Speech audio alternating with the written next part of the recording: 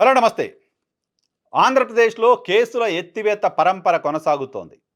ఇప్పటికే fibre net అంశానికి సంబంధించి ముఖ్యమంత్రి చంద్రబాబుపై ఉన్న కేసుని ఏసీబీ కోర్టు ఎత్తేసింది. తాజాగా మద్యం కేసును కూడా ఎత్తేసింది. సో, ఇంకా కేసుల పరంపర కంటిన్యూ కాబోతున్నట్లుగా వార్తలొస్తున్నాయి.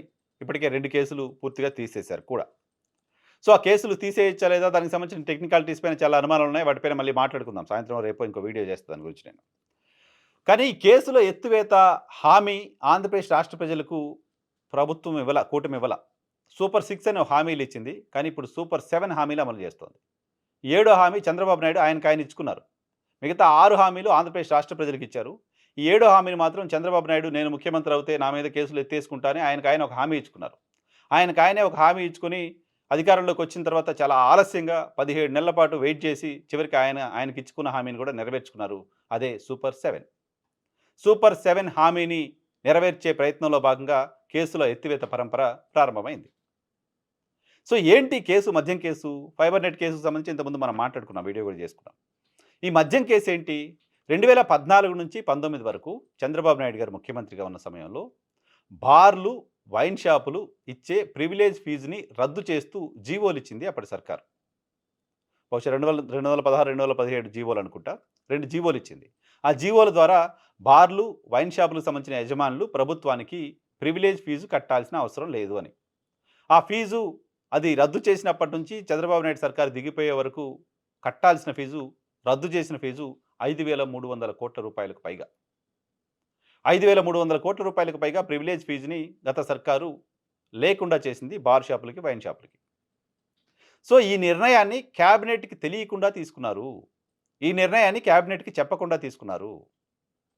పైగా ఈ నిర్ణయం తీసుకుంటున్న విషయం కనీసం ఆర్థిక శాఖకు కూడా తెలియదు.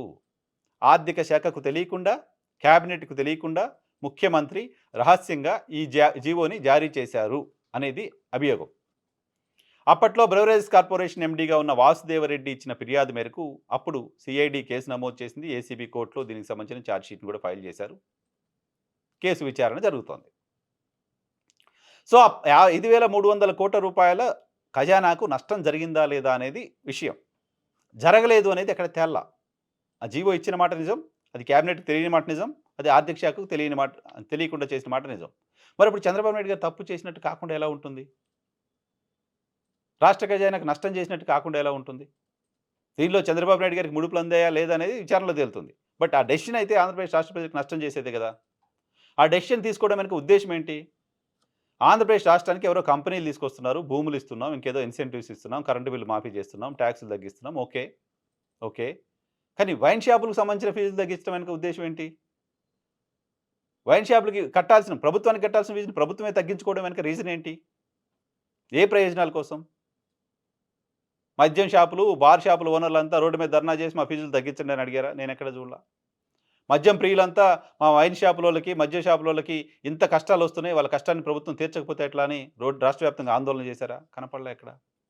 మరి ప్రభుత్వం ఎందుకు రద్దు చేసింది? తెలీదు. సో, దీనిపైదే అప్పుడు బ్రెవరేజ్ కార్పొరేషన్ ఎండీగా ఉన్న వాసుదేవరెడ్డి కంప్లెయింట్ చేస్తే కేసు నమోదైంది. విచారణ జరుగుతుంది ఇంతకుముందు చెప్తున్నట్టుగా. ఆ వాసుదేవరెడ్డిని ఈ ప్రభుత్వం వచ్చిన తర్వాత అరెస్ట్ చేసింది. లిక్కర్ కుంభకోణం కేసు అంటూ అరెస్ట్ చేసింది. ఆయన కోసం చాలా పెద్ద ఎంక్వైరీలు అక్కడ, ఇక్కడ తిరగడం, సీఐడీ టీమ్‌లు అరెస్ట్ చేశారు. అరెస్ట్ చేసిన తర్వాత వాసుదేవరెడ్డి ఇప్పుడు అప్పుడేం జరగలేదు. నేనేదో పొరపాటున కేసు పెట్టాను. కేసు వెనక్కి తీసుకుంటాను అని చెప్తున్నారు. ఈ ప్రభుత్వం అరెస్ట్ చేసిన తర్వాత కొద్ది నెలల పాటు ప్రభుత్వం ఆయన్ని అరెస్ట్ చేసి విచారణ పేరుతో రకరకాలుగా హింస పెట్టిందో, ఇబ్బందులు పెట్టిందో కూడా నేను చెప్పదలుచుకోలా. విచారణ పేరుతో ఆయన్ని తీసుకొచ్చిన తర్వాత ఆయనకి జ్ఞానోదయమై 2 సంవత్సరాల క్రితం, 3 సంవత్సరాల క్రితం నేను తప్పుడు కేసు చంద్రబాబు నాయుడు గారి పేరు పెట్టాను అని రియలైజ్ అయ్యి ఆయన వెనక్కి తీసుకుంటున్నారు అనేది ప్రస్తుతం అందుతున్న సమాచారం. ఇప్పుడున్న ఎండీ కూడా లేదు ఆ కేసులో అసలు మాకేం నష్టమేం జరగలేదని ఏసీబీ కోర్టుకు చెప్పారంట. ఇప్పుడున్నాయని చెప్పారు. అప్పుడు కేసు పెట్టినాయని చెప్పారు కాబట్టి కేసే లేదు అని ఏసీబీ కోర్టు కొట్టేసిందట. సో, ఇంకా చాలా కేసులు అంతకుముందు ఫైబర్ నెట్ కేసులో కూడా సేమ్ అదే జరిగింది. మోడ్ ఆఫ్ ఆపరేండా. దీనిలో కూడా సేమ్ అదే జరుగుతోంది. ఈ కేసును కూడా ఎత్తేయడానికి సంబంధించి నిర్ణయం తీసేసుకున్నారు. ఇక స్కిల్ కేసు ఉంది. ఇంకా Amaravati inner ring road case ఉంది. ఉచిత ఇసుకు సంబంధించిన కేసు ఉంది. ఇంకా కేసులున్నాయి. ఆ కేసులు కూడా తొందరలోనే మనం వెనక్కి తీసుకోవడం చూస్తాం. సో, చంద్రబాబు నాయుడు గారికి సంబంధించిన నైతికత ఇక్కడ ప్రశ్నగా మారుతోంది. ఓ ముఖ్యమంత్రి తాను అధికారంలో ఉన్న రాష్ట్రంలో తన అజమాయిషీలో ఉన్న సీఐడీ లాంటి సంస్థలు, తనపైన ఉన్న కేసుల్ని వెనక్కి తీసుకునే ప్రయత్నం చేస్తున్నాయంటే, తన అజమాయిషీలో ఉన్న డిపార్ట్మెంట్లు ఆ కేసులు వెనక్కి తీసుకోండి అంటూ కోర్టులకు చెప్తున్నాయంటే, ఇది ఏ రకమైన నైతికత అవుతుంది? ఏ రకంగా ప్రజలకు ఇది నైతికంగా నేను సరిగ్గా చేస్తున్నానని చెప్పగలుగుతారు? రాష్ట్ర ప్రజలంతా చూస్తారు గదా! రాష్ట్ర ప్రజలందరికీ అర్థమవుతోంది గదా!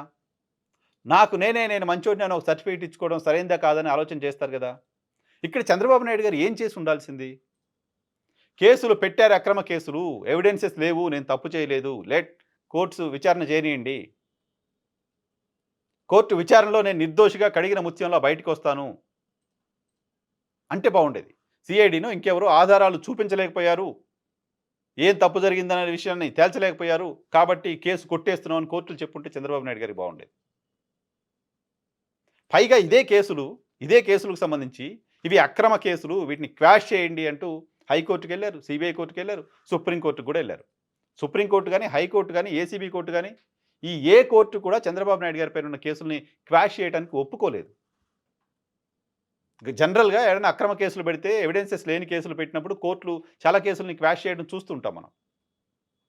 బట్ ఈ ఏ కేసులో కూడా భారతదేశంలోనే టాప్ అడ్వకేట్స్ వచ్చి వాదించినప్పటికీ ఈ కేసుల్లో విషయం లేదు. ఈ కేసులు అక్రమంగా పెట్టారు. ఈ కేసులు ఫ్యాబ్రికేటెడ్ కేసులు అని కోర్టు నమ్మలా. ఏ ఒక్క కేసుని క్వాష్ చేయలా కోర్టు. కోర్టు క్వాష్ చేయలేదంటే దాని అర్థం ఏంటి?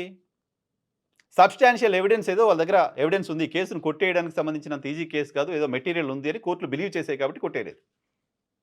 మెటీరియల్ ఉందని కోర్టులు బిలీవ్ చేసి కొట్టేయకుండా ఇప్పటివరకు ఉన్న కేసులు, ఇప్పుడు కేసులు పెట్టిన వాళ్ళే విత్‌డ్రా చేసుకుంటున్నారు కాబట్టి వెనక్కి తీసుకుందామని ప్రభుత్వం నిర్ణయం తీసుకోవడం, కోర్టులు డెసిషన్ చెప్పడం, వెనక ఉద్దేశ్యం ఏంటో రాష్ట్ర ప్రజలకు తెలియకుండా ఉంటుందా? ఏం లేదు వెనక ఉద్దేశ్యం. నేను ముందు చెప్తున్నట్టుగా, వీడియో మొదట్లో చెప్తున్నట్టుగా చంద్రబాబు నాయుడు గారు తనకు తానుగా ఇచ్చుకున్న సూపర్ 7 హామీని అమలు చేస్తున్నారు. ఆ సూపర్ 7 హామీ అమలులో భాగంగా 2 కేసులు ఇప్పటికే ఎత్తేశారు. ఇంకా ఆలస్యమైంది. అధికారంలోకి వచ్చి 18 నెలల తర్వాత కేవలం 2 కేసులు మాత్రమే ఎత్తేశారు. మిగతా నెలల్లో ఆ కేసులు కూడా లేకుండా పోబోతున్నాయి.